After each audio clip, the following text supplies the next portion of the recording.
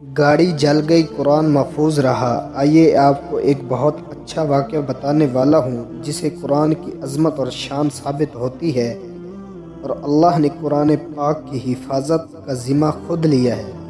اگر یہ ویڈیو پسند ہے تو لائک، شیئر اور سبسکرائب ضرور کر دینا۔ آئیے چلتے ہیں ویڈیو کی طرف۔ 1965 کی جنگ میں بھارت کے اندر ایک ٹرک ڈرائیور اسلحہ اور بارود سے بھرا ٹرک غلطی سے دشمن کے علاقے میں لے گیا۔ جب اسے اپنی غلطی کا احساس ہوا تو اس نے ٹرک کو گولیوں کی بچھاڑ میں سے واپس موڑ لیا۔ وہ اسی کوشش میں تھا کہ کسی نہ کسی طریقے سے ٹرک کو پاک سرزمین میں واپس لے جایا جائے۔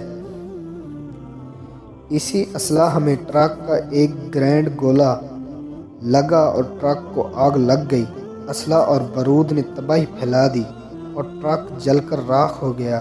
اس کے بعد ایک سکھ میجر ہماری فوج کے پاس قرآن مجید کا نسخہ لے کر آ گیا۔ اس کے بقول ٹرک کے برونٹ میں قرآن مجید کے 2 ٹکڑے صحیح سلامت ملے، یعنی پورا ٹرک تو جل گیا لیکن اللہ کی قدرت ایسی کہ قرآن مجید محفوظ رہا۔ اس قرآن مجید میں ایک نسخہ ترجمے کے ساتھ تھا جسے میجر سکھ فوجی نے رکھ لیا تاکہ اس مطالعہ کر سکے، اور دوسرا نسخہ فوج کے حوالے کر دیا۔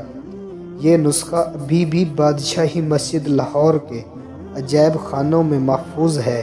اس لیے کہتے ہیں کہ قرآن پاک کی حفاظت کا ذمہ اللہ رب العزت نے خود لیا ہے۔